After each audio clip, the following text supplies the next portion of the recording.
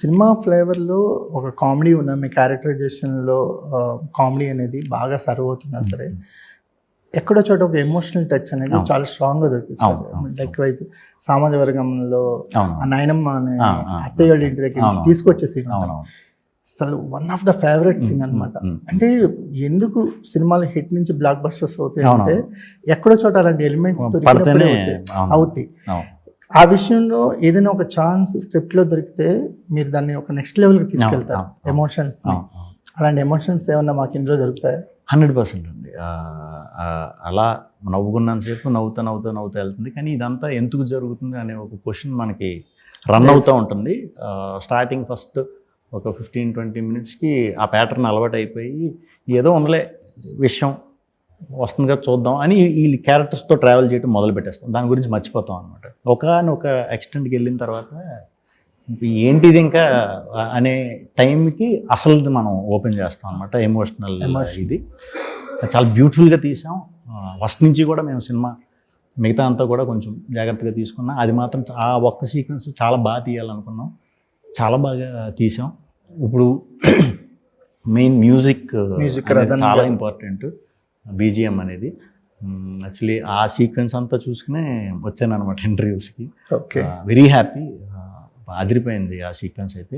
ఆ సీక్వెన్స్తో ఒక 90-95% audience fix అయిపోతారు. దాంతోనే ఇంక ఇది సాటిస్ఫై చేసిందిరా అని. సో అలాంటి ఎమోషన్ కూడా ఉందండి సినిమాలో. చాలా టైటిల్స్ అనుకుని విష్ణు విన్యాసం ఫిక్స్ అయ్యారా? లేకపోతే ఒకటే అనుకున్నాం ముందు. విష్ణు విన్యాసం అంటే నా పేరు ఎందుకు అలాంటి డిస్కషన్ ముందు ఒకటి అనుకున్నాం, ఒక టైటిల్. అది ఇది మరీ అంటే నాకు సూట్ అవుదేమో, అది మరీ మాస్ టైప్లో ఉంది, ఎంతవరకు కరెక్టో కాదో చూద్దాంలే అన్న ట్రావెలింగ్లో సడన్గా డైరెక్టర్ ఈ పేరుతో వచ్చాడు, విష్ణు విన్యాసం. నా పేరు ఎందుకు, ఇంకో పేరు విన్యాసం అన్న పెడదాం ఇదంటే, లేదు సార్ ఇది బాగుంటుంది సార్ చూద్దామని అనుకున్నాం. డైలీ ఒక 15-20 డేస్ విష్ణు విన్యాసం అని చెప్తుంటే అది చాలా పాజిటివ్ సౌండింగ్ బాగా అనిపించింది. 2 స్కెడ్యూల్ అయ్యాక మనం చూసుకుంటాం కదా, ఎక్కడ అంటే పేరు పెట్టినప్పుడు అలా ఉండాలి ఇలా ఉండాలి అని తెలియకుండా మనకు వస్తూ ఉంటాయి కదా. అవి ఏమీ లేకుండా కథకే స్టిక్ రన్ అయ్యి వెళ్ళటం వల్ల ఆ 2 స్కెడ్యూల్ తర్వాత ఫిక్స్ అయ్యా అనమాట. హ్యాపీగా పెట్టుకోవచ్చు. సార్ రతన్తో అంతా అంటే ఆయన సరిగా అందుబాటులో ఉండరని ఒక చిన్న టాక్ ఉంది. సో మీ వరకు వచ్చేసరికల్లా ఎలాంటి ఎక్స్పీరియన్స్? మనకు పాటల వరకు ఏమీ ఇబ్బంది లేదండి. పాటలు ముందు చేంజ్ చేసుకున్నాం. సో సాంగ్స్ వరకు ఒక సెటప్ ఇది చేసేసాం.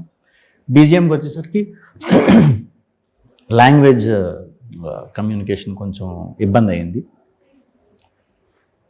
సో దానికి ఆల్టర్నేట్గా నేను ఇంకొక 2-3 ఆప్షన్లు తీసుకొని అవి ప్యారలల్గా వేరేగా సెటప్ చేశా. అది కూడా చెప్పేస్తా త్వరలో.